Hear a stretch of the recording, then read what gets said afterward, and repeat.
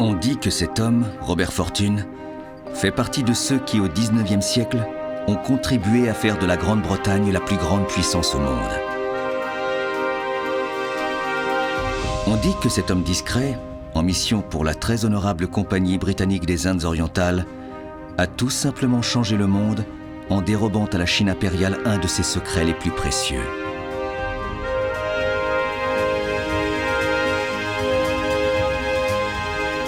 On a dit beaucoup de choses sur Robert Fortune, sur son audace et sur les dangers qu'il a affrontés. Sur son crime, souvent qualifié de premier vol industriel de l'histoire. Sur les trafics dont il a été témoin, organisés par l'Empire britannique pour assurer son hégémonie. On dit que Robert Fortune est au cœur d'une aventure qui a transformé le monde. Ceci est son histoire. Ceci est sa légende.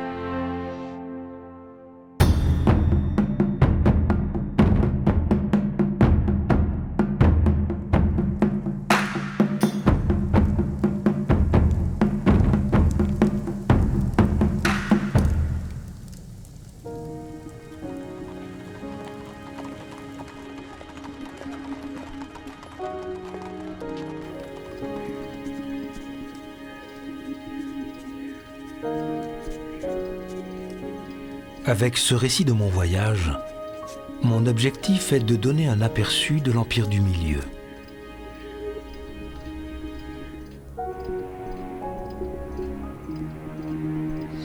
Et de raconter ses montagnes spectaculaires et romantiques, ses rivières et ses canaux, et ses habitants étranges et intéressants que j'ai pu observer dans leur vie quotidienne. Je discuterai également de l'Inde, et plus particulièrement de l'Himalaya, des plantations de thé du gouvernement dont on attend beaucoup, et qui apporteront certainement des bénéfices importants, non seulement à l'Inde elle-même, mais aussi à l'Angleterre et à ses colonies en pleine expansion.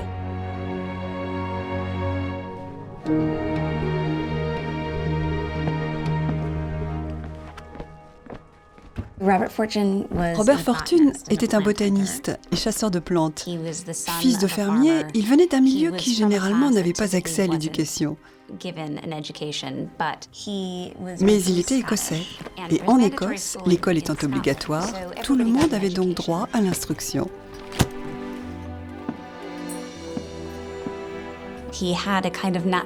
Lui, qui avait un attrait naturel pour les plantes, est devenu naturaliste, ce qui à l'époque était un métier très prestigieux. La progression dans la carrière de Robert Fortune à ses débuts montre qu'il avait de l'ambition. Et le fait qu'il ait été engagé par le jardin botanique est la preuve de son zèle et surtout de son savoir considérable.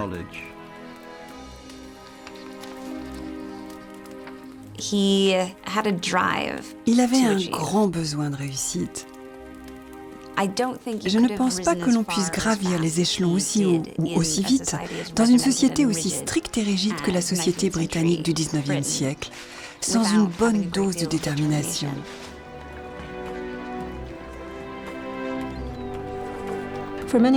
À l'époque, pour beaucoup d'hommes, voyager en Chine ou en Inde offrait beaucoup d'attrait. Un moyen, en quelque sorte, de se libérer des contraintes familiales dans la société victorienne. C'est à cette période que la notion de voyage est inventée. Avant le XIXe siècle, on ne voyageait ni pour le plaisir, ni même pour le travail. C'était peu de temps après la publication du récit de mes aventures dans le nord de la Chine. Je fus contacté par l'honorable conseil d'administration de la Compagnie des Indes, qui me chargea de ramener pour le compte de la direction des plantations de l'Himalaya les plants de thé de la meilleure variété et les meilleurs experts de sa fabrication.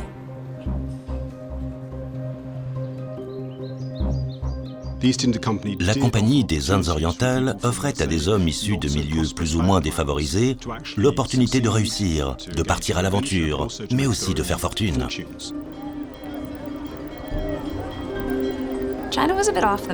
La Chine n'apparaissait pas vraiment sur la carte. Quasiment personne n'y était allé depuis Marco Polo.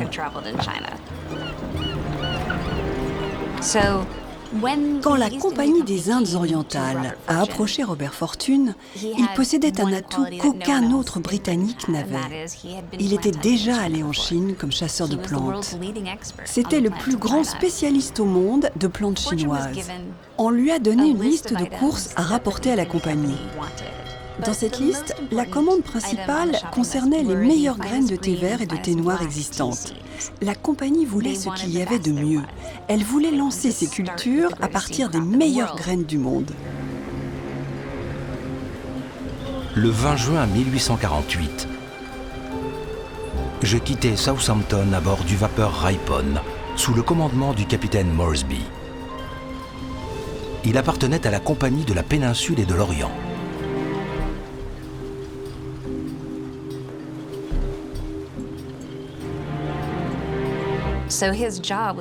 La mission de Fortune était donc de se rendre dans les régions où poussait le meilleur thé, d'en recueillir des graines et des clones, puis de les introduire en Inde. L'idée, c'était que l'Inde devienne un champ de thé pour la compagnie et la sauve de ses difficultés financières.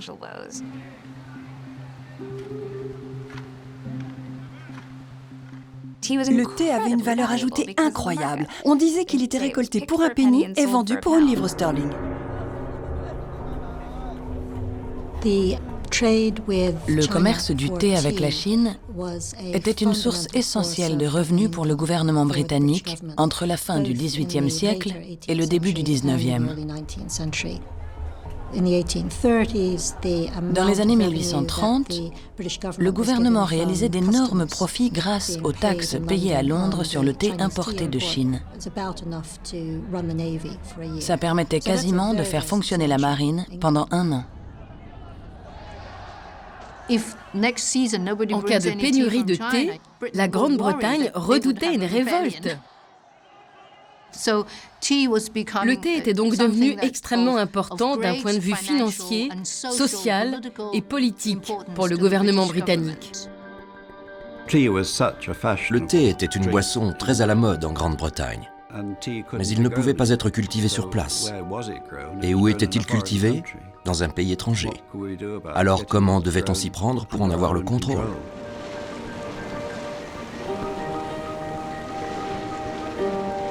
Il avait été démontré que le thé pouvait être cultivé dans l'Himalaya et qu'il pouvait constituer une culture rémunératrice. L'objectif était maintenant d'y produire du thé de qualité supérieure grâce à de meilleures variétés et en améliorant la culture. Il était de notoriété publique que les plants les plus faciles à se procurer étaient ceux de moins bonne qualité, qui venaient du sud de la Chine. Plus compliqués à obtenir étaient ceux cultivés plus au nord, et à partir desquels sont fabriqués les meilleurs thés. C'est pour remédier à cela et obtenir les meilleures variétés qui alimentent le commerce, ainsi que les meilleurs artisans de cette fabrication, que l'honorable assemblée des directeurs de l'East India Company décidèrent de m'envoyer dans cette partie de la Chine.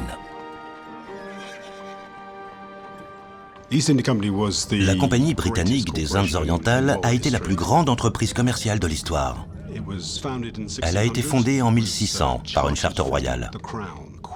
La reine Élisabeth lui a octroyé le monopole du commerce avec l'Asie. Dirigée par ses actionnaires, elle s'est développée jusqu'à conquérir l'Inde et dominer le commerce en Asie. En Inde, au début du XIXe siècle, c'était une entreprise colossale. Elle possédait sa propre armée qui comprenait plus de 150 000 hommes. L'apogée du commerce du thé se situe dans les années 1820, quand la compagnie exportait plus de 18 000 tonnes de thé chinois vers la Grande-Bretagne.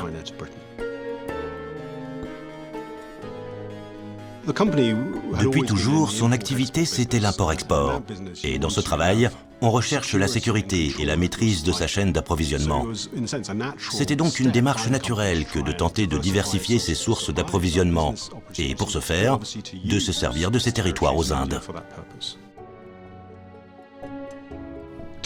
Pour se faire une idée de la taille et du pouvoir de la compagnie, Disons que c'est vraiment l'une des puissances économiques qui ont changé le cours de l'histoire mondiale. Les richesses circulaient habituellement de l'ouest vers l'est. La Compagnie des Indes orientales est intervenue et a inversé le sens de cette circulation. On l'appelait parfois l'Honorable Compagnie, comme on nomme les députés britanniques, alors que ces actions n'avaient souvent rien d'honorable. Je débarquais à Hong Kong le 14 août, et n'ayant rien qui me retenait dans cette ville, je saisis la première occasion pour partir plus au nord, vers Shanghai.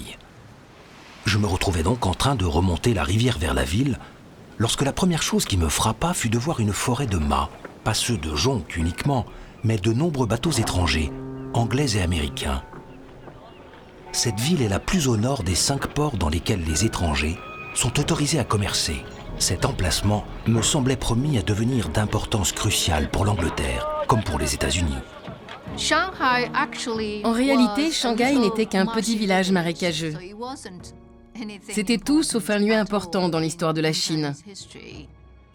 Les Chinois ont simplement donné aux Britanniques une concession, un morceau de terre, en leur disant « Installez-vous ici et faites-y vos affaires ». On peut vraiment affirmer que ce sont les commerçants occidentaux qui ont fait de Shanghai ce qu'elle est aujourd'hui. Les choses avaient effectivement bien changé en septembre 1848, et je fus encore plus surpris par l'aspect du rivage. J'avais entendu dire que plusieurs bâtiments avaient été construits par les Anglais et les Américains. Mais en réalité, c'était une ville nouvelle de taille considérable, qui occupait maintenant la place des champs de coton, des masures et des cimetières chinois.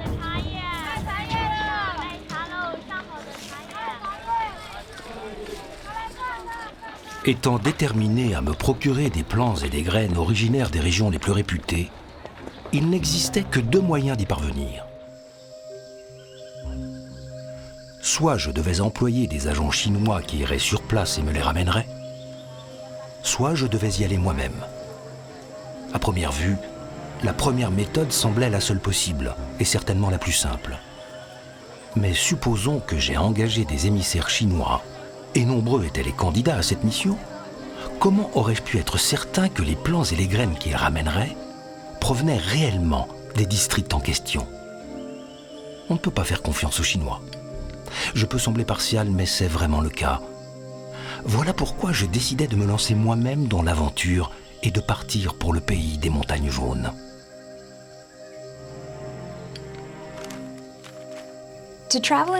Voyager en Chine était extrêmement risqué. Fortune a dû recruter des serviteurs. Parmi ces critères de recherche, il y avait la langue. À l'époque, il n'y avait pas de langue commune en Chine. Il n'y avait que des dialectes régionaux quasi incompréhensibles quand on n'était pas de la région. Donc, pour se rendre dans les zones où poussait le thé, il avait besoin de guides parlant la langue locale. J'avais 2 hommes originaires des montagnes jaunes à mon service. L'un, qui s'appelait Wang, avait été engagé comme serviteur et traducteur. L'autre était un peu mieux qu'un simple coulis. Je les fis quérir et je leur demandai s'il était possible de se rendre si loin à l'intérieur des terres. Pour se rendre à l'intérieur des terres, il engage sur la côte des gens originaires des régions qu'il veut visiter et qui en parlent la langue. Il veut des gens de confiance qui ne profiteront pas de lui, ou en tout cas pas trop. Des gens qui ne le dépouilleront pas. Ils me répondirent que c'était simple et qu'ils voulaient bien m'accompagner. Le voyage que je m'apprêtais à faire était long et inconnu, et je me serais trouvé dans une situation difficile s'ils s'étaient mis d'accord pour me voler et m'abandonner sur place. J'avais peu de confiance en l'un comme en l'autre, mais chacun voulant tirer la couverture à lui pour me soutirer le plus d'argent possible, leur jalousie respective devenait pour moi une sorte de protection.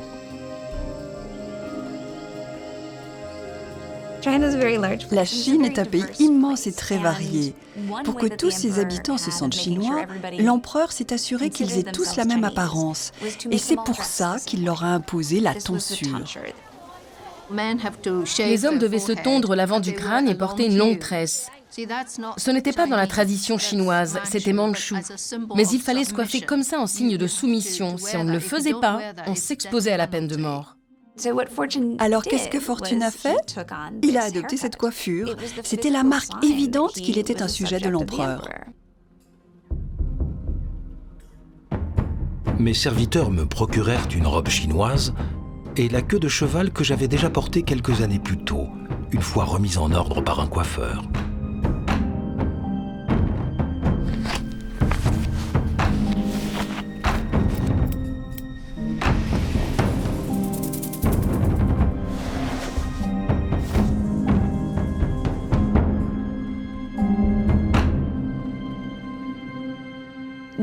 Il n'a pas vraiment l'air chinois.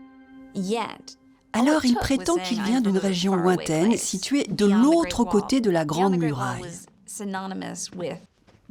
Et l'autre côté de la Grande Muraille, c'était ce qu'on pouvait imaginer de plus loin sur Terre. Il était donc simplement un Chinois venant de très loin.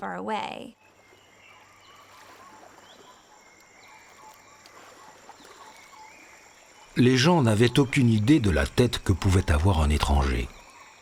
Malgré tout, mon serviteur leur indiquait que j'étais un mandarin tartare. Tout était maintenant prêt. Ne manquait plus que le bateau que je devais louer pour la première partie de mon voyage.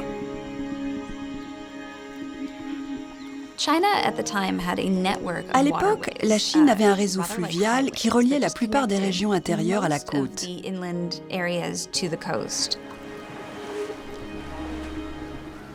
C'était très facile de se déplacer en bateau. Certaines de ces voies étaient naturelles, d'autres avaient été creusées par des coulis des centaines d'années plus tôt, lors de chantiers d'État pharaoniques. Certaines voies d'eau desservaient les grandes villes comme Songjiangfu, Suzhou, Nankin. Et plus loin, il y avait même un grand canal qui menait jusqu'à la capitale.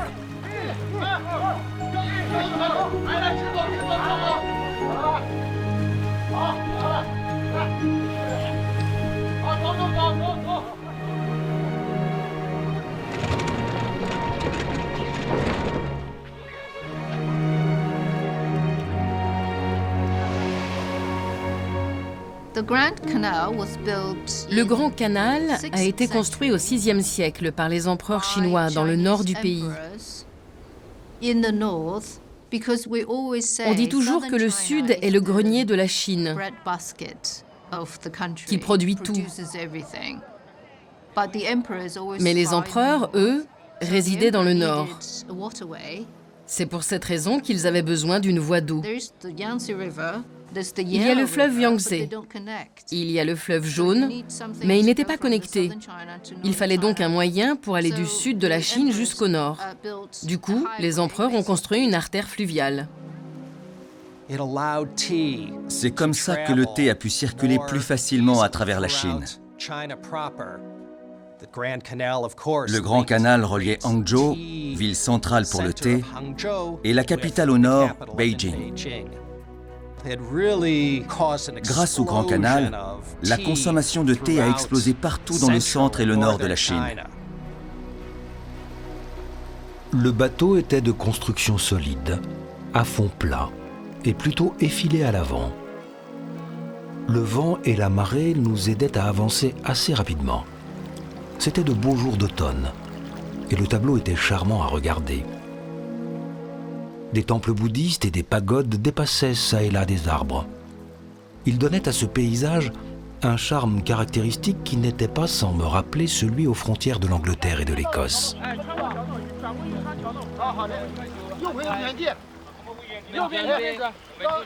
Comme tous les Chinois, les marins étaient très bruyants. Tous parlaient et donnaient des ordres. Les marins ne sont jamais considérés comme la classe supérieure, quel que soit le pays. On les range plus souvent parmi les fripouilles.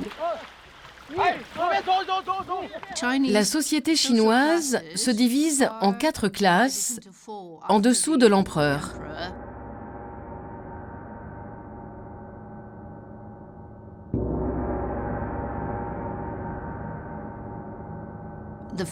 La première classe est celle des lettrés.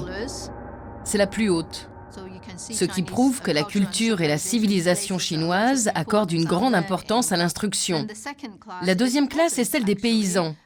Là, on parle de paysans riches qui possèdent des terres.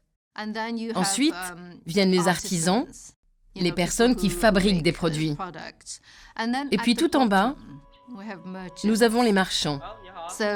Il est très intéressant de voir qu'en Chine, les marchands étaient en bas de la pyramide sociale, même s'ils étaient probablement les plus fortunés. Le confucianisme considère qu'un commerçant gagne de l'argent en trichant, en exploitant. Ce n'est donc pas vertueux. Encore en dessous, il y a une immense sous-classe. Celle des paysans sans terre et des citadins qui ne gagnent leur vie qu'en vendant leur main-d'œuvre.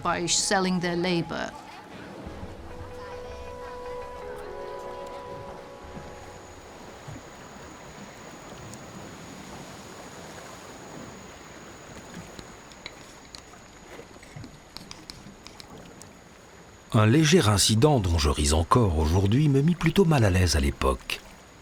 Les préparatifs commençaient pour le repas et tous les voyageurs se rassemblaient. Il était midi et je n'avais pas pris de petit déjeuner. J'étais plutôt affamé. Dans cette perspective, on aurait pu croire que la vision du repas allait m'enchanter. Eh bien, ce fut tout le contraire. Et pour la raison suivante. Je n'avais pas mangé avec des baguettes depuis 3 ans. Et je n'avais aucune confiance dans ma capacité à savoir les utiliser. Je n'avais pas pensé à cela avant. Sinon, bien entendu, je me serais entraîné et j'aurais été prêt. J'étais maintenant certain d'attirer l'attention des Chinois sur moi. Rien ne pouvait plus les intriguer que de voir quelqu'un se servir des baguettes de manière bizarre.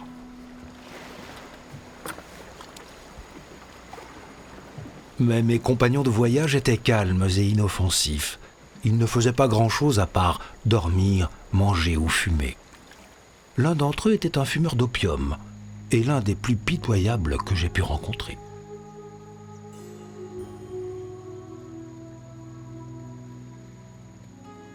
L'opium était un immense problème en Chine. Le peuple chinois était un peuple d'opiomanes.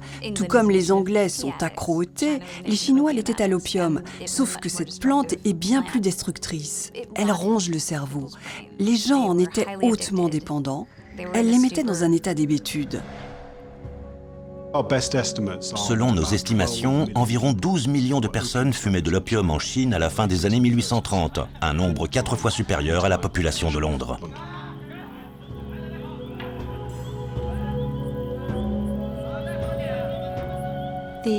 Les Britanniques ont commencé à encourager la culture de l'opium en Inde dans le but spécifique de leur permettre des échanges commerciaux avec la Chine.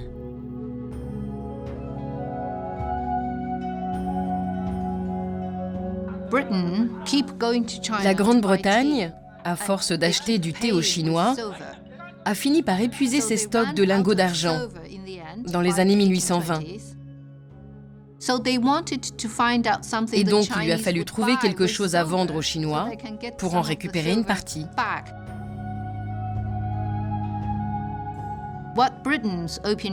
Avec le commerce de l'opium, les Britanniques ont permis à une petite étincelle de se transformer en gigantesque incendie.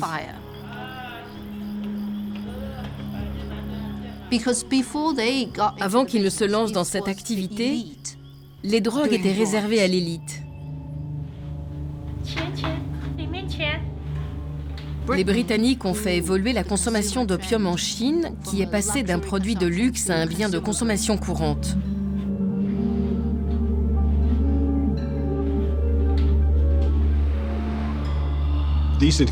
La compagnie britannique des Indes orientales avait la main mise sur la culture de l'opium en Inde. Elle le vendait dans ses propres salles d'enchères à Calcutta et assurait son expédition vers la Chine, tout en sachant que c'était tout à fait illégal. Elle violait la loi en pleine connaissance de cause.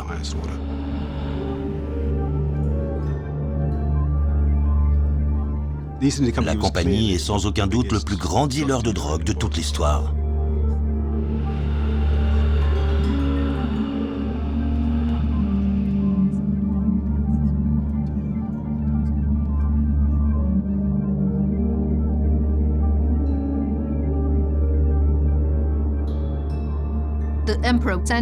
L'empereur a envoyé un officiel à Canton, le commissaire impérial Lin, pour prier les étrangers de ne plus faire entrer d'opium en Chine. Le commissaire Lin a également écrit une lettre à la reine Victoria qui lui disait « Vous interdisez l'opium dans votre pays. Pourquoi vous nous en envoyez autant? Vous ne pouvez pas arrêter ça ?» Évidemment, il n'était pas question pour les marchands de s'arrêter parce que ça représentait tellement d'argent. Le commissaire impérial a donc saisi de force leur stock d'opium et il les a brûlés.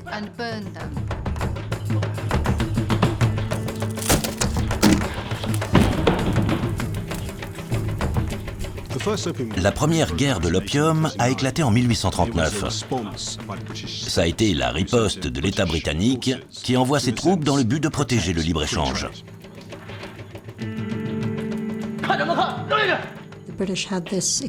Les Britanniques croyaient dur comme fer à la vertu morale du libre-échange et ils estimaient que le commerce de l'opium et du thé appartenait à cet univers du libre-échange. Donc on peut dire que la guerre de l'opium a débuté à cause du thé. C'est un conflit pour le thé. Et bien sûr, la Chine a perdu.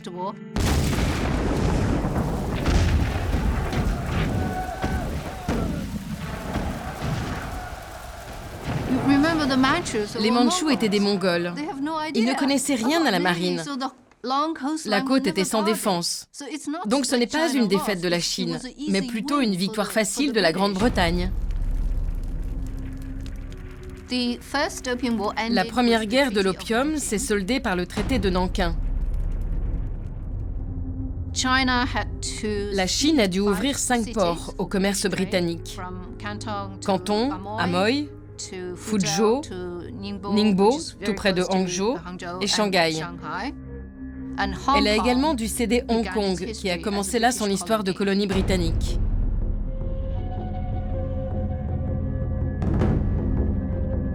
Je pense que c'est sans doute à cause de l'humiliation que les Britanniques leur ont fait subir que les Chinois ont développé une haine contre les étrangers.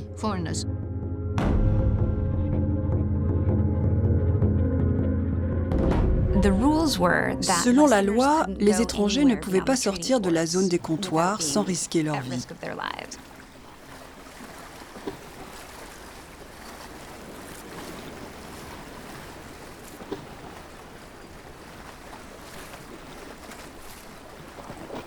À cette époque, les Occidentaux sont encore plus en danger qu'avant en Chine. Dans la soirée du 22 octobre, j'atteignis les environs de Hangzhou, l'une des plus grandes et riches cités de l'Empire. Les autorités chinoises avaient toujours été méfiantes à l'égard des étrangers s'approchant de cette ville. Le Grand Canal s'achevait là. La rivière Tientangkian, qui monte vers les collines de thé vert de Hangzhou et dont une des branches se dirige vers les montagnes jaunes, était de l'autre côté de la ville, à environ 5 ou 6 miles. Une chaise à porteur arriva rapidement pour me transborder. Avant de partir de Shanghai, en étudiant mes cartes et mon trajet, j'avais demandé s'il était possible d'éviter de traverser la ville. Mes serviteurs m'avaient dit que c'était très simple. Nous voyagions maintenant depuis plusieurs kilomètres. Je m'attendais donc à m'enfoncer dans la campagne. Et voilà qu'au contraire, je découvris avec surprise que l'environnement devenait de plus en plus urbanisé. Pour la première fois, je suspectais mes serviteurs de me tromper. Ils allaient me faire traverser la ville de Hangzhou. Alors que j'aperçus les murailles de la ville, il était trop tard pour reculer. Hangzhou était la capitale de la dynastie Song, l'une des plus grandes dynasties de la civilisation chinoise. Elle était beaucoup plus chinoise que Shanghai. Elle attachait beaucoup plus d'importance à la culture et comptait beaucoup plus d'intellectuels. En d'autres mots, à Hangzhou, on vous reconnaissait facilement. Les étrangers n'étaient pas censés y aller. Ceux qui s'y aventuraient risquaient de se faire arrêter. La situation dans laquelle je me trouvais était critique et loin d'être enviable. Si l'on se fût douté qu'un étranger se trouvait au cœur de la ville, il aurait pu en résulter pour moi toutes sortes de conséquences fâcheuses. Prenez les choses avec calme et ne perdez jamais votre sang-froid. telle devrait être la devise de quiconque voyage en Chine. Tel était le principe que j'essayais d'appliquer, mais dans le cas présent, j'avais bien du mal à m'y conformer totalement. Et il était très inquiet, très conscient de sa vulnérabilité.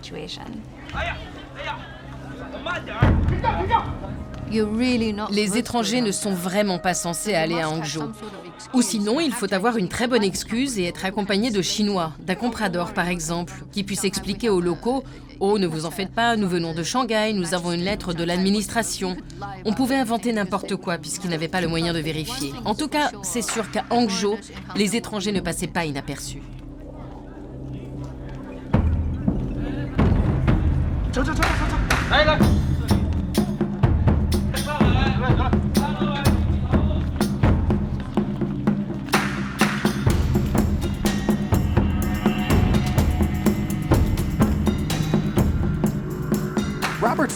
Robert Fortune a eu beaucoup de chance. À cette époque, en Chine, la violence pouvait exploser à tout moment. Fortune a donc été vraiment chanceux en réussissant tout au long de ces années à s'en sortir plutôt indemne. Il aurait pu y laisser la vie.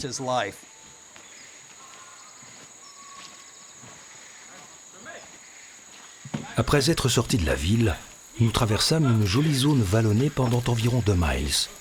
Les porteurs de ma chaise parlaient un dialecte très spécial que j'avais bien du mal à comprendre. Alors que je m'inquiétais de savoir ce qui allait bien pouvoir m'arriver maintenant, la seule chose qui revenait, c'est qu'ils m'emmenaient à Honglae. Mais ce que pouvait être Honglae, je n'en avais aucune idée. À ma grande surprise, je découvris que Honglae était en fait une calme et confortable auberge construite sur les berges de la rivière Tientangkiang et qui était fréquentée par des voyageurs de tout le pays.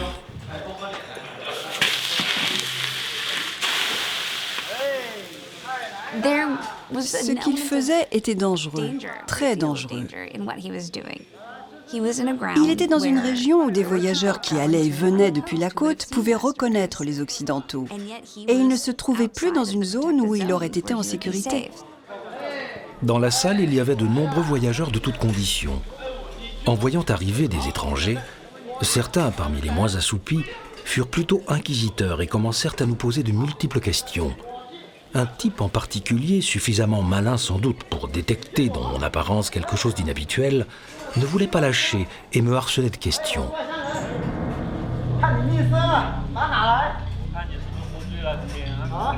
Mon serviteur Wang lui dit avec toute la gravité nécessaire que ce n'était pas la peine qu'il essaie de me parler. Je ne comprenais que le Quanhua, le dialecte réservé à la cour de l'empereur.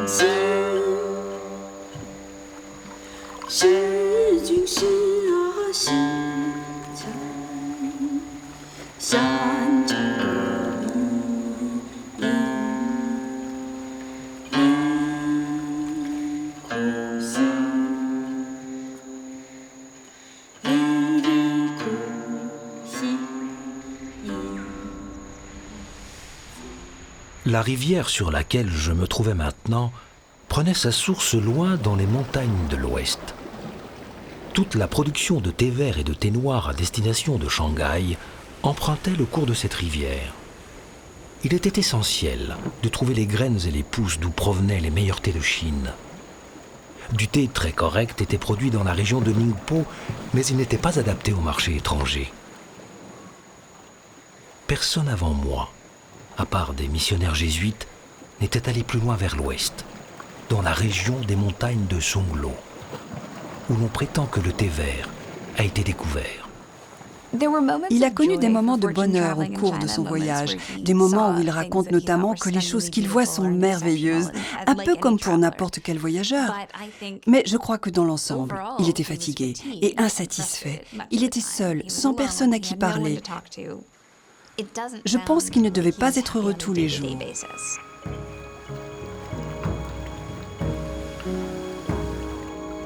Notre progression vers l'amont était très lente. Le débit très important de la rivière en était souvent responsable. Nous faisions régulièrement face à des rapides et il fallait des heures pour les passer. Une quinzaine d'hommes à terre avec de longues cordes reliées aux mâts du bateau nous tractaient depuis le rivage. Rien ne montrait mieux la persévérance indéfectible des Chinois.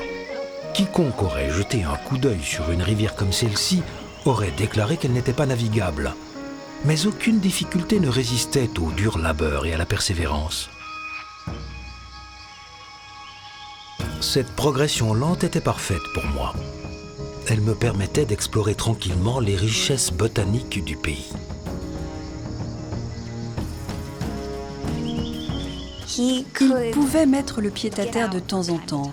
Les cours d'eau étant extrêmement sinueux, Fortune pouvait partir en exploration. Il pouvait grimper au sommet d'une colline pendant que le bateau avançait dans les méandres. Et passer du temps dans la nature, se retrouver seul pour observer des plantes, les étudier, explorer la végétation. C'était ça, sa passion. Son vrai travail était de passer du temps parmi les plantes. Et ces moments-là lui procuraient une joie immense. Il a découvert un grand nombre de plantes qui sont devenues très courantes dans nos jardins. Tous les kumquats que vous voyez sont une découverte de Robert Fortune, une plante nommée Citrus fortunella.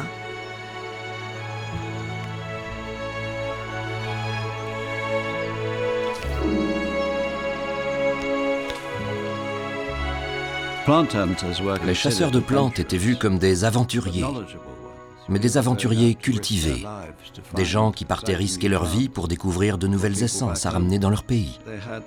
Ils avaient un talent pour repérer les espèces inconnues. Les chasseurs de plantes avaient l'avantage de pouvoir ramener les espèces qu'ils avaient découvertes pour les vendre aux enchères.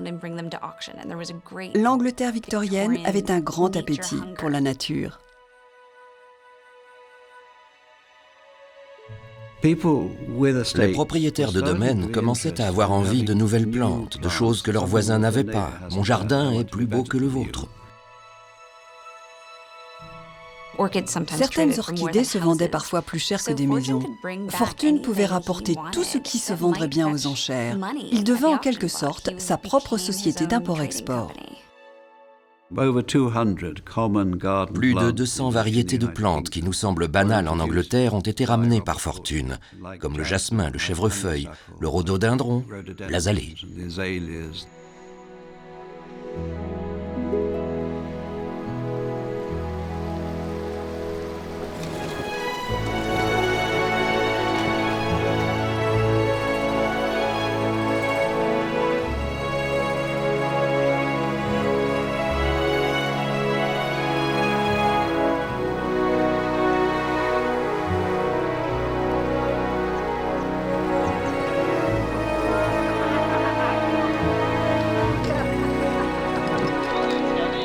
Ainsi passèrent les jours. Le temps était délicieux. Les indigènes calmes et inoffensifs. Et le paysage particulièrement magnifique.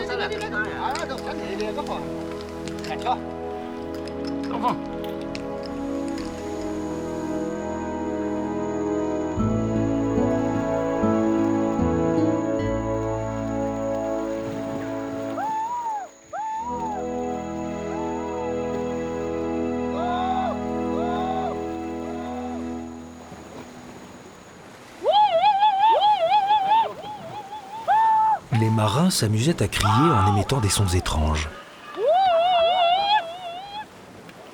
Ces sons étaient renvoyés par l'écho, encore et encore. Les Chinois ont une opinion particulière de cet endroit, des craintes. Ils me racontèrent que les esprits d'hommes, après la mort, aimaient souvent venir se réfugier dans ce genre de paysage sauvage et magnifique. Et c'était eux qui répétaient nos sons, les renvoyaient de colline en colline.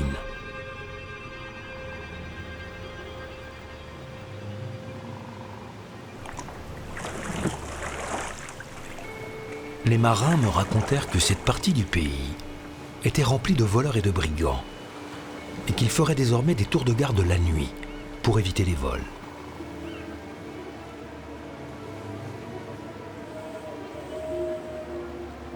Quand le soir s'installa, mes serviteurs et les marins commencèrent à raconter des histoires de pirates et de bandits célèbres, jusqu'à s'effrayer eux-mêmes. Et ils réussirent presque à me faire croire que je pouvais être en dangereuse compagnie. À partir des années 1840, la Chine s'est totalement décomposée. Le peuple se décomposait, la société s'est décomposée. Il y avait des étrangers qui arrivaient, des rébellions partout, beaucoup de rébellions dans les années 1850. Il y en a eu 4 ou 5. Les jours du régime étaient comptés au moment où Robert Fortune se trouve en Chine.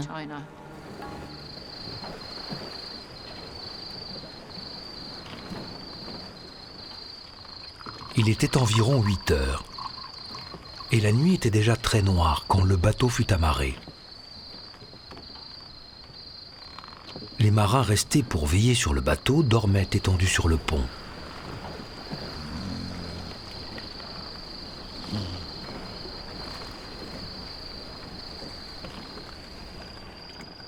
Mes pensées étaient en train de virer au rêve quand j'entendis 2 hommes en conversation. 不行啊，这可拉着洋人呐！要是知道谁去报了官，那可是要掉脑袋的啊！多加点钱怎么了？我这可是担着性命危险在这儿拉人呢。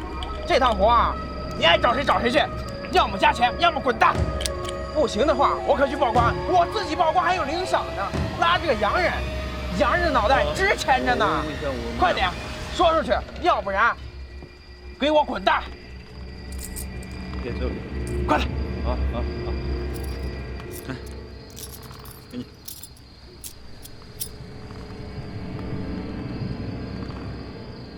Je ne sais pas trop quoi penser de cette histoire.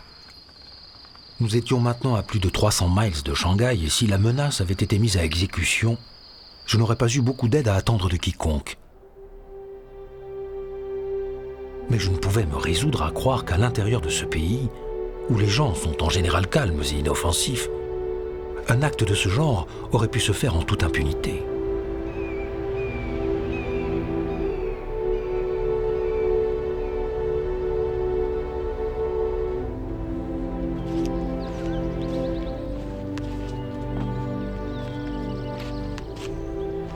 Nous atteignîmes notre destination un peu avant la nuit. Et j'aperçus pour la première fois Songlo, les montagnes jaunes, ces lieux si réputés, où l'on dit que le thé vert fut découvert pour la première fois. La première fois qu'il est fait mention du thé dans un écrit, c'est dans le Cha Ching, le très fameux livre appelé « Le classique du thé », rédigé par Lu Yu à l'époque de Charlemagne au 8e siècle. L'auteur y explique tout. Comment faire pousser le thé, comment le préparer, le servir, le conserver. C'était un livre très populaire.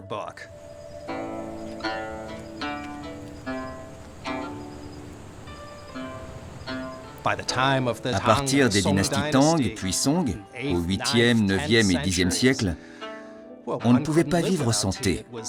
Il était devenu absolument essentiel, aussi bien dans la vie quotidienne que lors des rituels.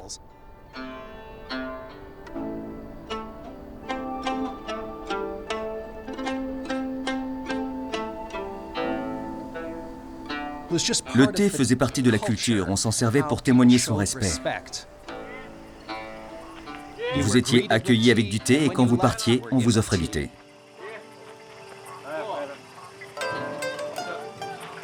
Il faisait déjà nuit avant notre arrivée à la maison qui appartenait au père de mon serviteur Wang.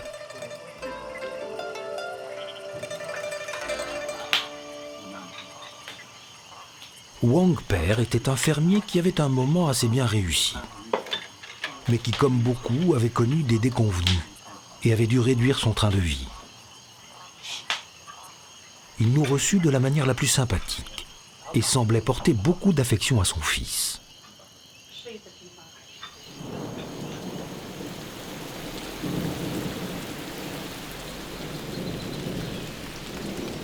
Pendant 3 jours, la pluie tomba de manière incessante et il fit particulièrement froid. Les montagnes jaunes que j'aurais dû apercevoir en temps normal à travers les fenêtres étaient enveloppées d'un épais brouillard. Et chaque arbre, chaque buisson ployait sous des gouttes de pluie épaisse.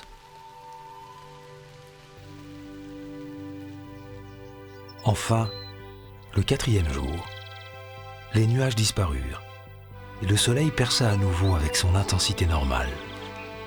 Et la nature prit enfin un aspect gai et souriant.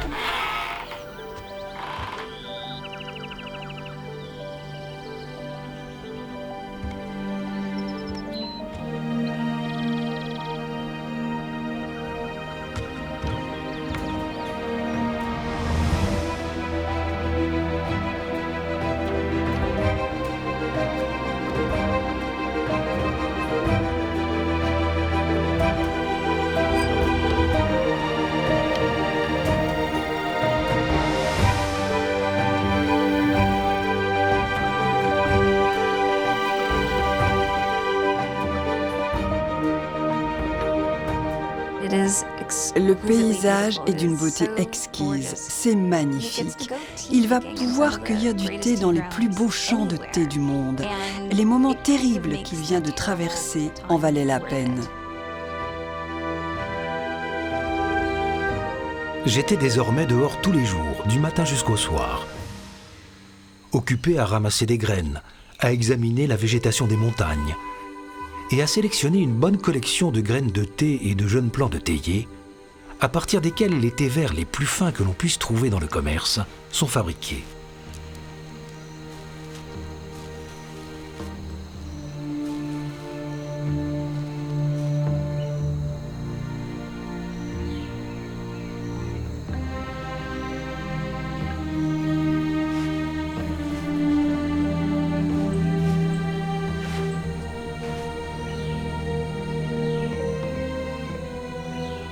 Il est rapporté que dans ces montagnes, un bonze de la secte Faux enseigna à un homme de Gyeongnan appelé Ko Ti l'art de faire le thé. Et ainsi naquit le thé des montagnes jaunes. La réputation de ce thé grandit rapidement et le bonze devint riche et abandonna sa profession de prêtre. L'homme est parti, mais la tradition est restée.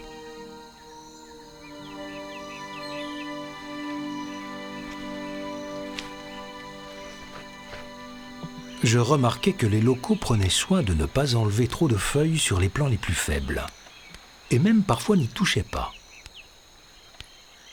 Manifestement, ils attendaient que les plantes soient vigoureuses avant d'y récolter le thé. La meilleure partie du buisson de thé, ce sont les jeunes pousses, le bourgeon et les 2 feuilles au sommet. Et pour les cueillir, il faut un certain talent. Ces cueilleuses de thé en récoltaient 30 000 par jour, ce qui faisait un peu plus de 2 kilos de ces pousses très légères. La première fois que Fortune a observé ces cueilleuses au travail, il a été épaté par leur dextérité, leur rapidité, leur savoir-faire et leur dévouement.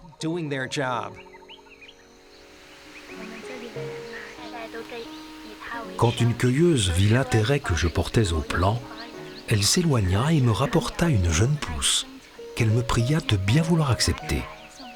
J'étais ravi de son attention et j'acceptai ce présent qui partit rejoindre ma collection.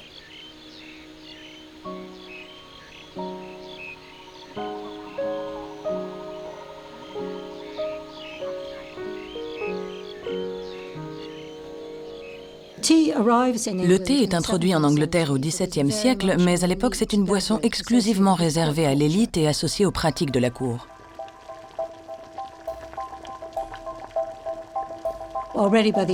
Dès les années 1830, le thé a pris une place essentielle dans le quotidien des ouvriers.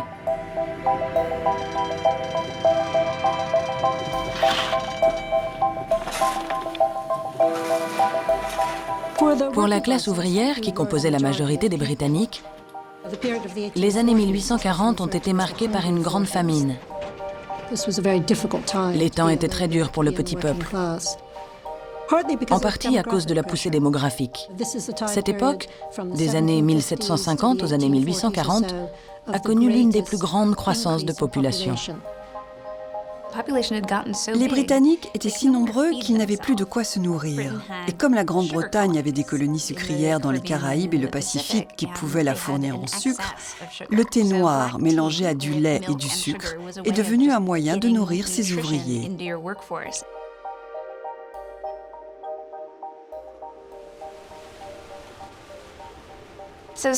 Les montagnes de Sunglo sont l'aboutissement de sa première année de voyage.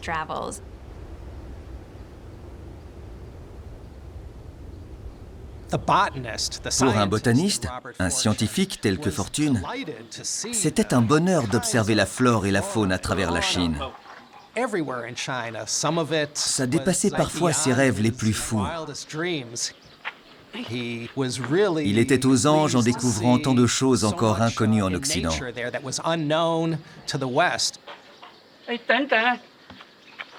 Les plantes endémiques de ces montagnes sont d'un grand intérêt. Je déterrais de temps en temps des spécimens de ces espèces et les emmenais avec moi, comme par exemple le berbéris, un arbuste magnifique et persistant qui sera un jour du plus surprenant et bel effet dans notre paysage anglais. Pour lui, c'est une grande réussite. Il a trouvé des plantes, des graines, tout ce qu'il pouvait espérer. Il est persuadé qu'il a réalisé un très beau coup, qu'il va pouvoir donner à la compagnie tout ce qu'elle souhaite, qu'il a accompli sa tâche. Il va tout expédier en Inde et la partie de sa mission consacrée au thé vert sera achevée.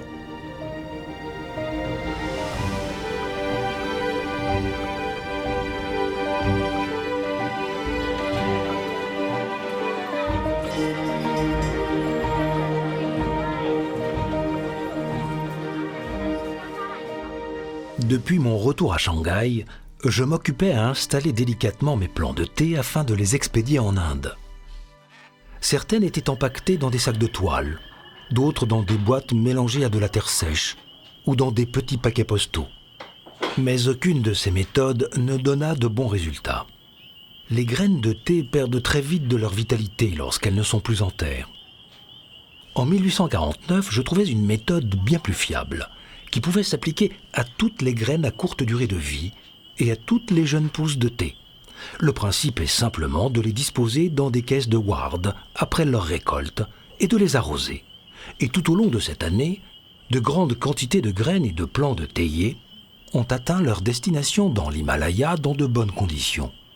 Les graines ont germé pendant leur voyage vers l'Inde.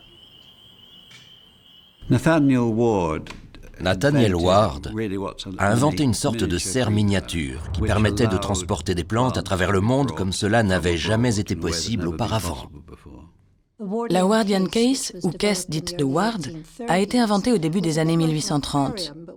C'est une sorte d'aquarium avec un couvercle. Le principe est qu'une fois les plantes disposées à l'intérieur et arrosées, l'eau s'évapore, se dépose sur les parois en verre puis retombe sur les plantes. C'est un véritable système d'auto-arrosage.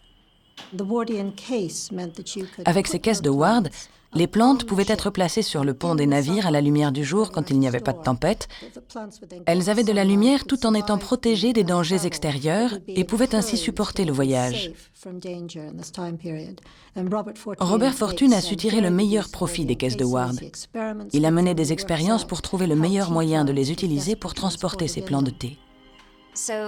Il envoie donc ses graines et ses plantes qui voyagent en bateau jusqu'en Inde pendant un mois environ. Mais quand les caisses arrivent à Calcutta, quelqu'un les ouvre. Il ne faut jamais ouvrir une caisse de Ward. Elle ne fonctionne qu'en restant close, en circuit fermé.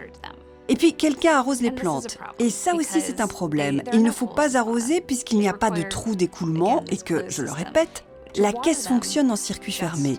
Arroser les plantes les couvre de boue et finit par les faire moisir. Ensuite, quand les plantes de Fortune partent pour l'Himalaya, les caisses en verre se brisent.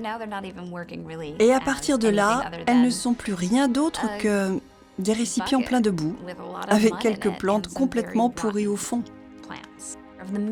Sur les centaines de pousses de thé qu'il a expédiées, on peut probablement compter sur les doigts de la main celles qui ont survécu. Et elles étaient en mauvais état.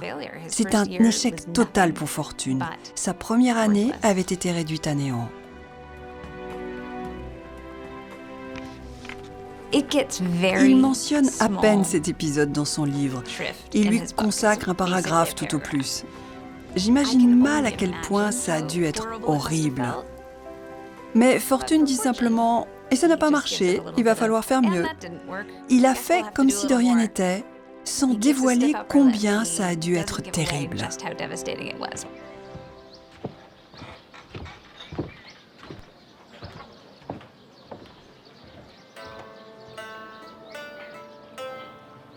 Je n'étais pas totalement satisfait par le résultat de mes voyages. Je n'aimais pas l'idée de rentrer en Europe sans être parfaitement certain d'avoir introduit dans les plantations du gouvernement en Inde les plants de théiers originaires des régions d'où provenait le meilleur thé noir. Jusqu'à il y a encore peu de temps, on croyait fermement que le thé noir ne pouvait être fabriqué qu'à partir du Thea bohea et le thé vert à partir du Thea viridis. Je me propose d'essayer de démontrer que le thé vert ou le thé noir peuvent être fabriqués à partir de n'importe quelle variété de théier, et que l'apparence de ces thés, et notamment leur couleur, n'est que le résultat des manipulations qu'ils subissent.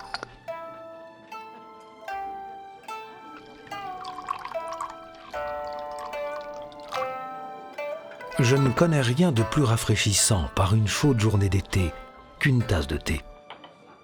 Je parle ici d'un thé pur et originel, comme le boivent les Chinois, sans sucre ni lait.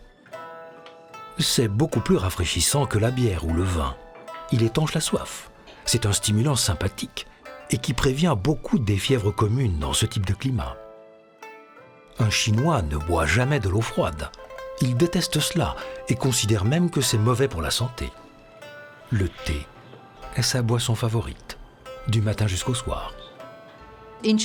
En Chine, les thés sont classés par catégorie. Certains sont cultivés uniquement pour les empereurs, d'autres pour les classes supérieures et d'autres pour les gens du peuple. Je crois qu'au début, les Britanniques ne faisaient pas vraiment la différence. Je dois dire que le thé qu'ils achetaient était principalement du thé destiné à la classe populaire. Ici, je profiterai de l'aubaine pour donner à mes concitoyennes, qui ne sont jamais plus charmantes qu'à l'heure du petit déjeuner, 1 ou 2 conseils d'auteurs chinois sur la manière de préparer le meilleur thé. Prenez de l'eau d'un torrent et faites-la bouillir sur le feu. L'eau de source est la meilleure. En deuxième vient celle de la rivière et en troisième celle d'un puits. Au moment de préparer l'infusion, l'eau ne doit pas trop bouillir. On doit y voir des petites étoiles comme des yeux de crabe ou de poisson avant qu'elles forment des milliers de petites perles. Parmi les thés qui ont les meilleures réputations, il y a le premier thé de printemps, la rosée blanche, la rosée corail, les pousses de rosée, les pousses d'argent, le thé du jardin du ruisseau. Le thé est de nature rafraîchissante, mais s'il est bu avec trop de liberté, il provoquera épuisement et lassitude. Alors à la campagne, pour combattre ce phénomène, les gens y ajoutent du gingembre et du sel. Les 6 principales variétés de thé sont les thés blancs, verts, jaunes, noirs, oolong et pu'er. Qu'il s'agisse du thé blanc au goût le plus subtil ou du plus noir des thés maltais de l'Assam, la variété dépend de la façon dont il a été traité. À l'époque, la communauté scientifique pensait que le thé vert et le thé noir venaient d'espèces différentes. Ce qui prêtait davantage à confusion, c'est qu'ils ne poussaient pas dans la même région. Fortune devait apprendre tout ça. Dans les années 1840, Fortune et d'autres botanistes sont attirés en partie par l'inconnu. Ils sont fascinés par ce vaste territoire, ses traditions millénaires, ses chinoiseries, ses animaux exotiques, ses plantes fantastiques. Et tout cela s'ouvre à eux petit à petit. C'est un peu comme un Eldorado. Le thé, la soie et la porcelaine ont contribué à forger une image fantasmée de la Chine. L'Europe fantasme la Chine. Et cela se traduit dans ce qu'on appelle les chinoiseries.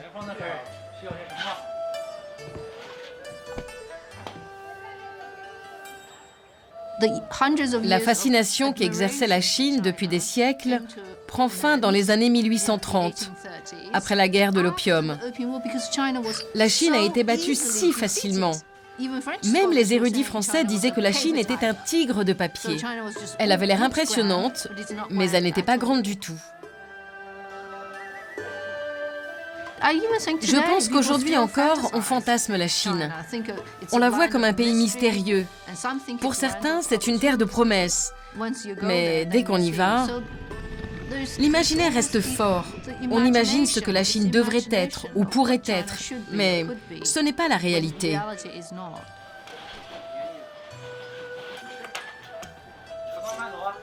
J'aurais pu rester encore longtemps dans cette partie du pays. Mais mes vacances étaient terminées et je fis les préparatifs pour un autre et sans doute beaucoup plus important voyage vers la région du célèbre thé noir des Wishan. Un de mes hommes m'avait rapporté une série de pousses et de graines de ces régions, mais je dois confesser qu'il n'était pas satisfaisant de ne pas m'y rendre moi-même.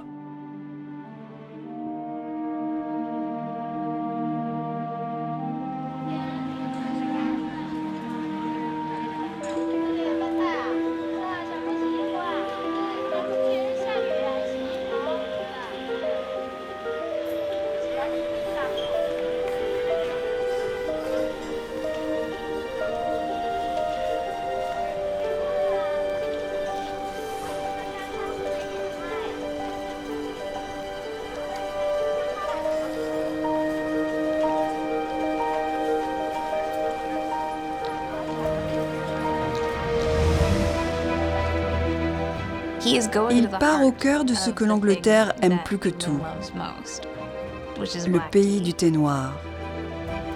Et il est frappé par la beauté des lieux.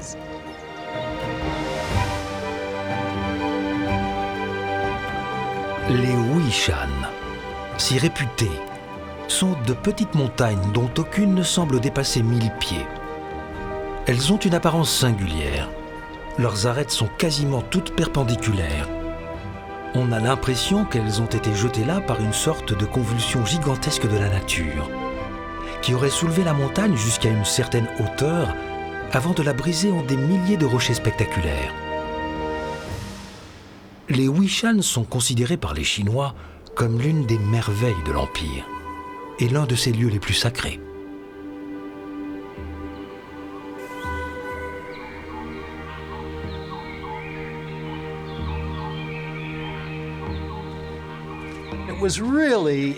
C'est vraiment dans les monts Hui qu'il a eu le souffle coupé.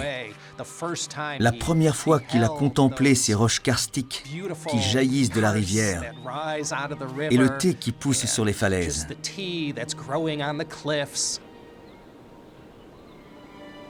Il a été ébloui par tant de beauté.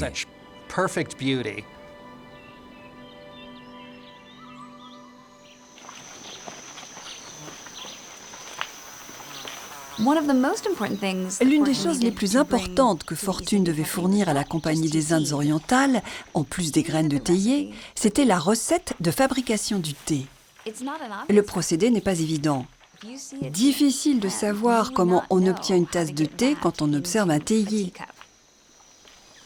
Le thé n'est pas un fruit qu'il suffit de cueillir pour le consommer. Ce n'est pas une pomme. C'est un produit qui exige une transformation. Lorsque les feuilles arrivent depuis les plantations, elles sont étalées dans des plateaux en bambou afin de les débarrasser de leur humidité excessive. Elles y restent peu de temps. Au même moment, des sauteuses ont été mises à chauffer sur des feux de bois. Par petites quantités, les feuilles y sont jetées et remuées rapidement avec les mains. Immédiatement, la chaleur produit son effet et on peut entendre les petits craquements qu'elles émettent. Elles deviennent molles en relâchant de la vapeur. Elles sont ainsi travaillées pendant 4 ou 5 minutes, puis elles sont retirées et placées sur la table de roulage. L'objectif est de débarrasser les feuilles d'une partie de leur suc et de leur humidité et de les entortiller. Les tas de feuilles passent fréquemment de main en main. Puis elles sont jetées à nouveau dans la poêle sous laquelle est entretenu un feu doux. Les feuilles sont remuées en permanence et parfois ressorties pour être roulées à nouveau. Au bout d'une heure et demie, les feuilles sont bien sèches et leur couleur s'est fixée. Elles ne risquent plus de noircir. Elles sont d'un vert sombre qui va aller en s'éclaircissant. Est-ce que Fortune se considérait comme un espion? S'infiltrer clandestinement, aller dans des endroits interdits par la loi? Je crois qu'il voyait simplement ça comme les risques du métier et un moyen d'arriver à ses fins, plutôt que de l'espionnage. Tout ce qu'il a pris, je préférerais dire volé, devait servir à mettre fin au monopole de la Chine sur le thé et à la dépendance de la Grande-Bretagne envers la Chine. Dans ce sens, il s'agit bien de vol. C'est de l'espionnage industriel et commercial. En observant la fabrication du thé vert, il remarque qu'un des chefs d'atelier a les mains bleues, extraordinairement bleues. Il ne comprend pas pourquoi, jusqu'à ce qu'il se rende compte qu'il mélange une sorte de teinture pour colorer le thé. En fait, les Chinois pensaient que les Occidentaux aimaient leur thé vraiment vert. C'était donc une manière d'améliorer le produit. Ils pensaient que le consommateur le voulait très vert, alors ils se pliaient à ses désirs.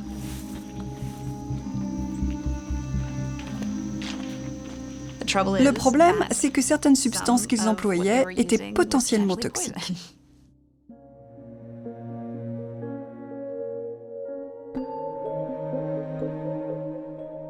Je ne peux m'empêcher de penser que si des buveurs de thé avaient été présents pendant cette opération, leur goût en aurait été radicalement transformé. Et si je peux ajouter, de ce fait, amélioré. Il est totalement ridicule que des gens civilisés préfèrent ces thés teintés à ceux qui sont naturellement verts. Rien d'étonnant à ce que les Chinois considèrent les Occidentaux comme des barbares.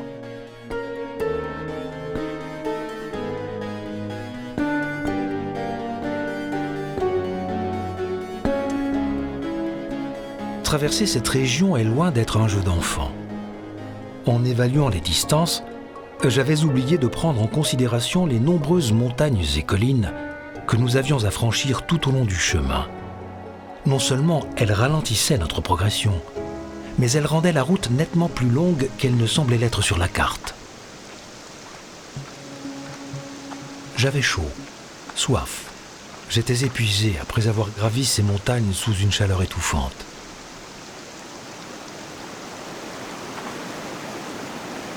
Je suppliais pour que l'on trouve enfin le toit et le couvert.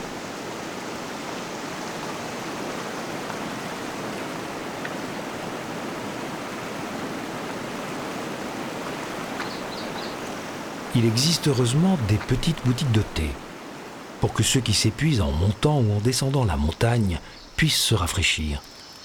Nous nous y arrêtions pour nous désaltérer avec une tasse de thé noir originaire de ces montagnes.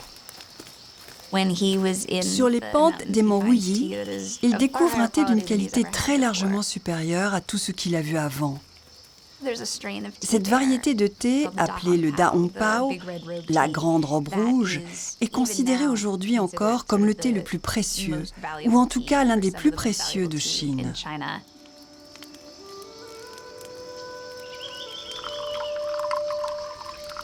Et voilà que maintenant je buvais cette herbe parfumée, pure et non altérée, directement sur les terres où elle était née.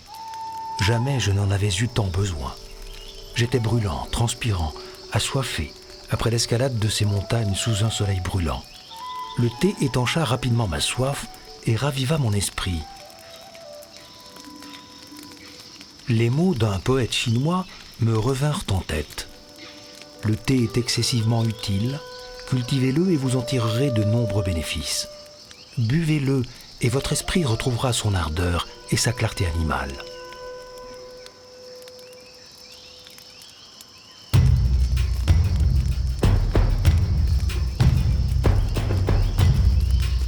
Il se trouvait dans une région de Chine où les coolies vont et viennent sans cesse le long de ces routes pour transporter leur cargaison.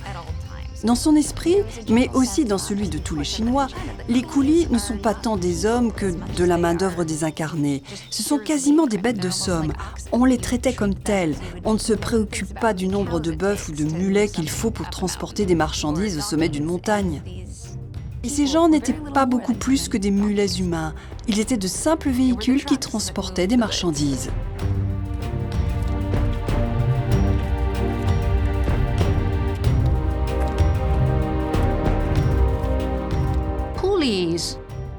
Coolie, littéralement, ça veut dire dur labeur. Les coolies ne possèdent pas de terre. Ils n'ont aucun bien et ils vendent leur force de travail. Je pouvais apercevoir des colonnes de coolies serpentant à travers les vallées, chargées de thé destiné à être vendu aux marchands anglais ou américains. Ces scènes faisaient partie des vues typiques de la Chine et des Chinois.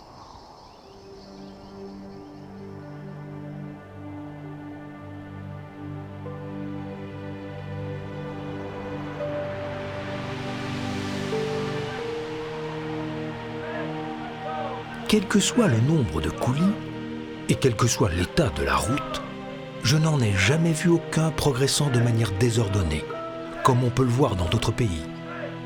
Avec le recul, on avait l'impression de voir une colonne de fourmis en marche.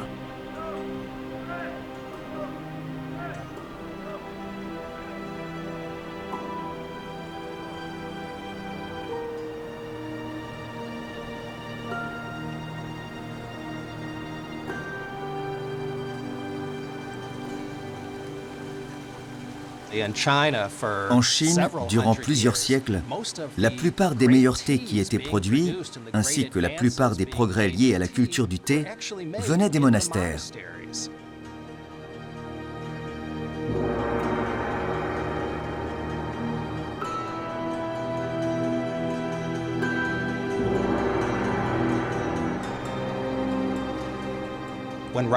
Quand Robert Fortune est dans les monts Hui, des centaines et des centaines de monastères couvrent les montagnes.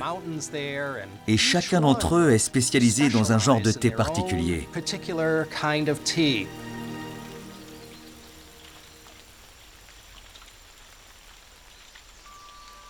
Nous devions prendre nos quartiers dans l'un des temples au sommet des montagnes. Les bouddhistes semblent toujours choisir les lieux les plus beaux pour ériger leurs temples et leurs monuments.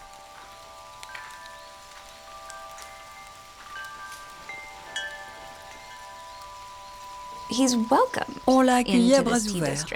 Dans ce pays du thé, il ne courait aucun danger. De toute la Chine, c'est probablement là où il a été le plus en sécurité.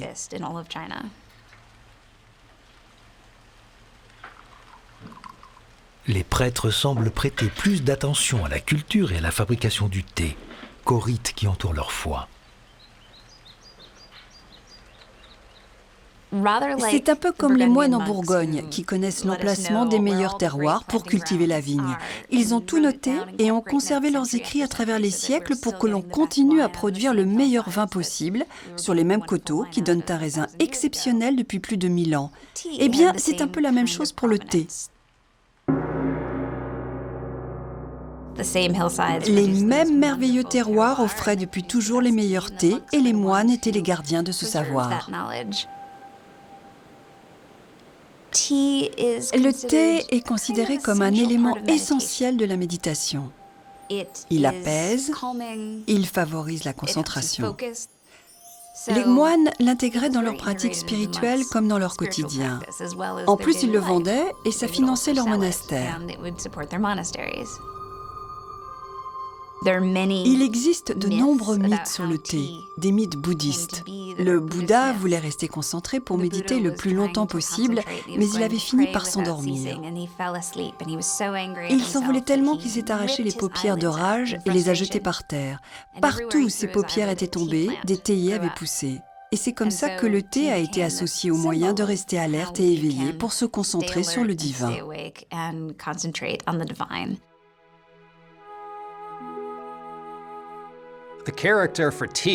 Le sinogramme du thé, cha, est apparu à l'époque de la dynastie Tang, vers le 9e siècle. Avant cela, le thé n'avait pas son propre caractère chinois. On en a utilisé plusieurs au fil du temps. Mais il est devenu si populaire qu'il a été décidé de lui en attribuer un. Donc le sinogramme cha se compose en son sommet du radical signifiant herbe, suivi du pictogramme ren, qui signifie personne, puis en dessous d'un arbre. Herbe, humain, arbre. Ces trois éléments symbolisent l'harmonie entre l'homme et la nature.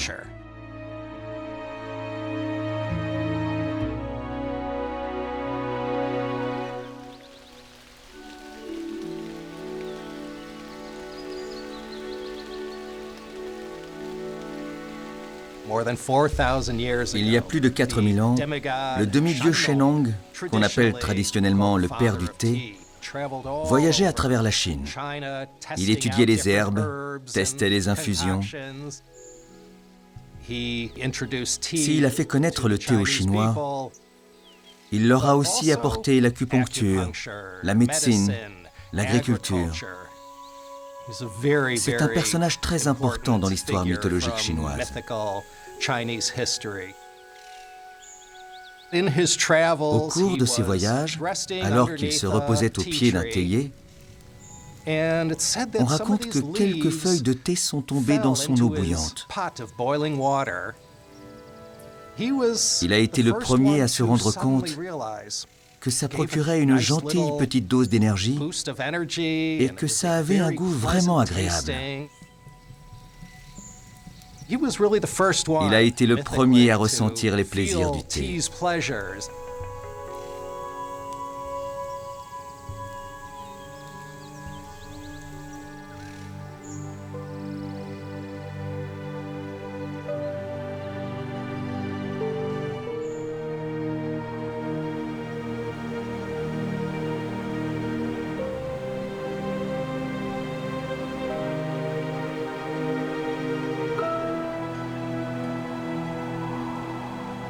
Il était temps de dire adieu au Wuishan, certainement les montagnes les plus merveilleuses que j'ai pu connaître.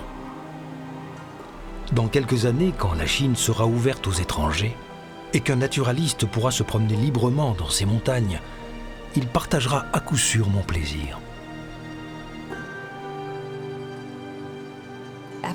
Après sa seconde expédition, il doit partir en quête de quelque chose de bien plus difficile à faire sortir de Chine que le thé. Il a besoin d'experts du thé. Il a besoin de personnes qui viennent des régions où il est produit, qui veulent bien signer un contrat et partir pour l'Inde afin d'enseigner l'art de faire le thé, sa culture, sa fabrication. Bref, transmettre tout leur savoir aux Indiens.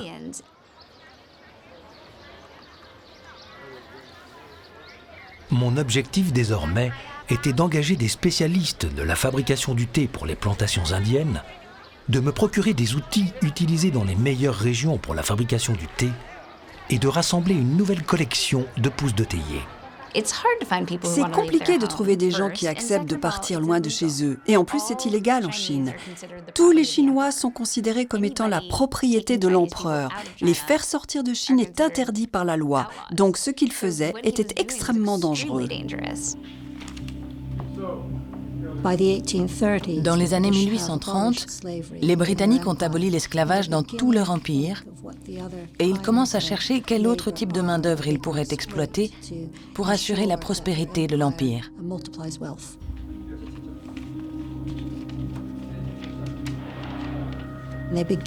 Ils se mettent à réfléchir à des systèmes pouvant remplacer l'esclavage. C'est dans ce contexte que le travail des coulis se développe. Les coulis indiens ou chinois travaillaient sous des contrats particulièrement coercitifs, mais ils n'étaient pas esclaves en théorie. Ce travail n'était pas qualifié d'esclavage. Un contrat était effectivement signé, même s'il n'était absolument pas équitable. Le fait de faire signer un contrat offrait une sorte d'absolution morale.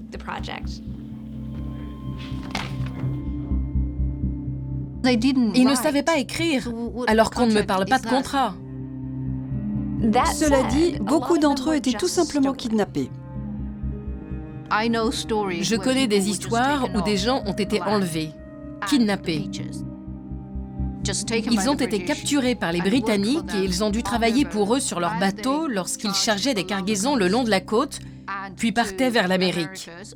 Certains ont été débarqués en Jamaïque ou à Trinidad et ils y ont passé le reste de leur vie. C'est pour ça qu'il y a autant de Chinois en Jamaïque, à Trinidad et à la Barbade.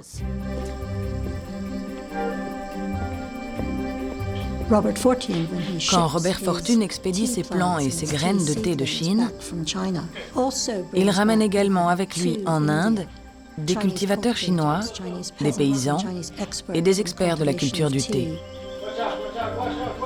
Tout dépassa mes plus grandes espérances. Et il ne me restait plus qu'à conditionner mes plantes et à partir pour l'Inde.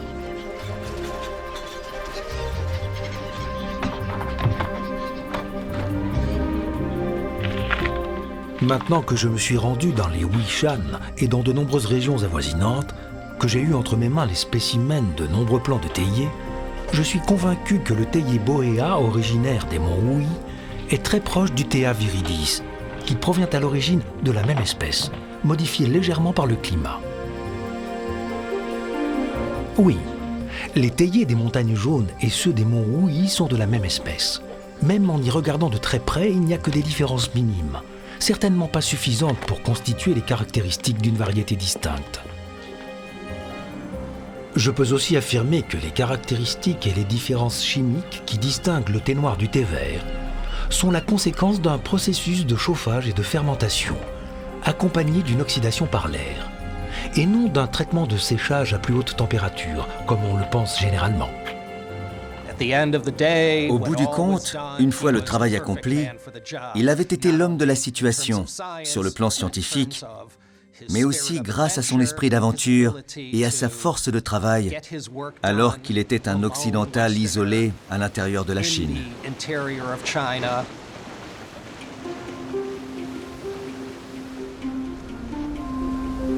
La mousson du nord-ouest soufflait le long des côtes chinoises. Grâce à ces vents, nous naviguâmes toutes voiles dehors et arrivâmes à Calcutta le 15 mars. À peine sur place, je reçus l'ordre du gouverneur général de l'Inde de me rendre dans toutes les plantations des districts du nord-ouest pour faire un rapport sur leur état et leur potentiel. Monsieur Lowther, le commissaire qui était en charge des instructions du gouvernement nous concernant, semblait très anxieux. Tout devait être fait pour qu'arrivent rapidement et en sécurité à leur destination, au pied de l'Himalaya, hommes et plantes. En Inde, Fortune a très probablement rencontré des conditions de travail beaucoup plus faciles que celles qu'il avait connues en Chine. Il y avait une administration coloniale importante, de nombreuses personnes parlant anglais et beaucoup d'Indiens qui pouvaient traduire. Et à cette époque, il y avait un vif intérêt pour la culture du thé d'origine locale ou pour l'amélioration des plants de thé indiens à l'aide de plants d'origine chinoise. Le contexte botanique dans lequel ils pouvaient travailler était vaste. Des jardins botaniques avaient été aménagés à Calcutta et ailleurs depuis la fin du XVIIIe et le début du XIXe siècle. Et puis, ils pouvaient s'appuyer sur la solide structure de l'Empire. Les jardins botaniques de Calcutta ou de Kew étaient au centre de l'ingénierie industrielle de l'ère victorienne. Ce n'étaient pas seulement de jolis jardins. Aujourd'hui, quand on pense jardin, on imagine un lieu ornemental, mais à l'époque, c'était d'abord des endroits utiles.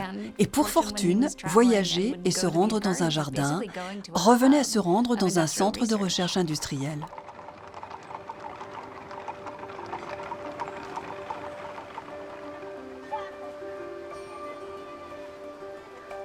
Le 25 mars, je poursuivais mon trajet sur un des petits vapeurs de rivière jusqu'à Allahabad.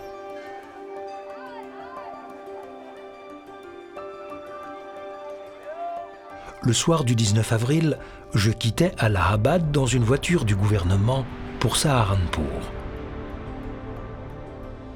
Dans ce paysage étrange et magnifique, les montagnes enneigées imposaient leur magnificence, soulignée par l'éclat du soleil. Dire qu'elles dépassaient des nuages suffit à peine à donner une idée de leur grandeur, car mon point de vue était déjà lui-même au-dessus des nuages. Les sommets enneigés semblaient atteindre les cieux et percer le bleu intense du ciel. C'était grand et sublime.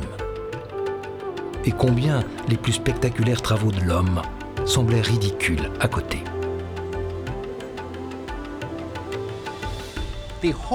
L'idée de faire pousser du thé en Inde n'est pas née avec fortune. Ça existait déjà, et depuis un moment. Mais c'est pour ça qu'on a fait appel à lui, pour faire progresser les choses, pour les amener à un autre niveau. Fortune avait amené de Chine des milliers de semis et de plants de théiers. Désormais, son objectif était de les croiser entre eux et de les cultiver pour améliorer ce qu'on appelait le thé de la jungle, la variété indigène, celle qui poussait dans l'Assam et dans les provinces du Nord-Ouest.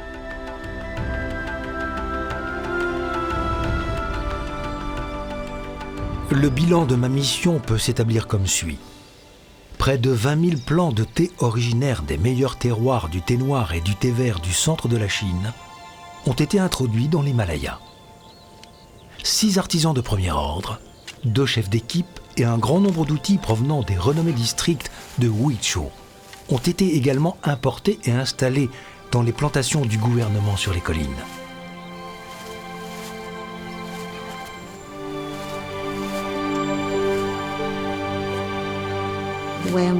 La culture du thé et sa transformation, avant sa mise sur le marché, ont amplement bénéficié de l'expertise des Chinois. Au cours des années 1850, la Grande-Bretagne importe du thé indien pour une valeur d'environ 20 000 livres sterling. Dans les années 1920, ce chiffre atteint environ 20 millions de livres sterling. Robert Fortune est à l'origine des plantations modernes de thé hors de Chine. Chaque tasse de thé que vous buvez, c'est grâce à lui d'une certaine manière. Fortune est à l'origine de l'économie mondiale du thé. Et vu la manière dont les plantes se reproduisent, il est fort probable que certains plants aujourd'hui cultivés dans l'Himalaya soient des clones de ceux rapportés par Fortune.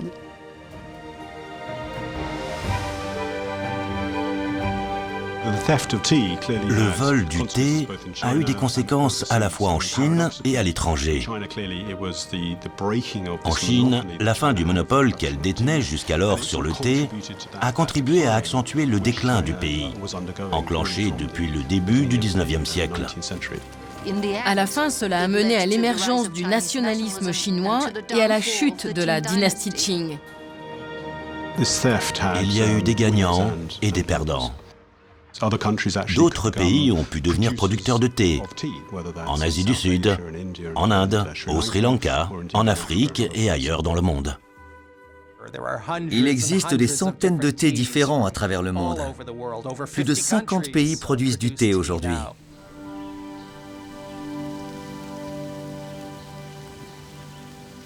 Aujourd'hui, alors que le thé est devenu une nécessité de vie en Angleterre et dans ses colonies, sa production à grande échelle et à coût réduit est devenue une question de première importance.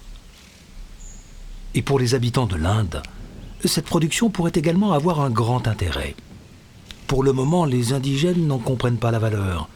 Ils sont aussi dociles que des enfants et vont s'investir dans la culture du thé simplement pour se conformer à l'intérêt du sahib. Mais dans quelques années, les profits qu'ils vont en retirer deviendront une motivation suffisante. Pour l'instant, le pauvre paysan des montagnes gagne péniblement de quoi subvenir aux nécessités de la vie.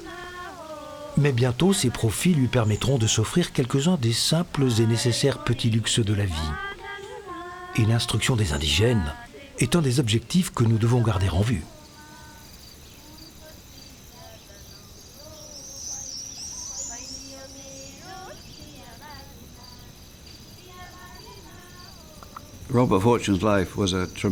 La vie de Robert Fortune est une réussite extraordinaire. Il a pu prendre sa retraite à la cinquantaine, après 20 ans de voyage, en jouissant d'une réputation fantastique et semble-t-il d'une jolie petite fortune. Je pense qu'il était très connu parmi ses pairs. Il était membre de la Société royale de géographie qui regroupait l'élite des scientifiques de l'époque. Mais au moment où il effectue ses voyages et ses travaux, Darwin écrit L'origine des espèces et Wallace est en Indonésie. Est-ce que Fortune était l'un de ces géants? Non, même pas de son vivant, je crois. Pourtant, ça ne veut pas dire que ce qu'il a fait n'a pas été important ou n'a pas changé le monde. Ça signifie seulement que d'autres ont changé encore plus le monde que lui. C'était une période très fertile en découvertes scientifiques.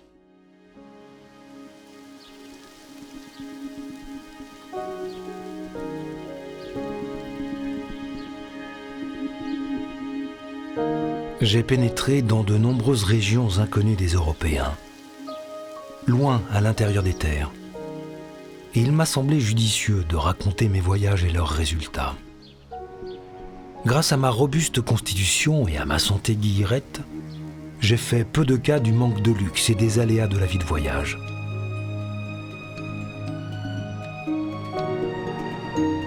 De nouveaux décors, de nouveaux paysages, de nouvelles plantes se présentaient chaque jour devant moi et m'apportaient les plus hautes satisfactions.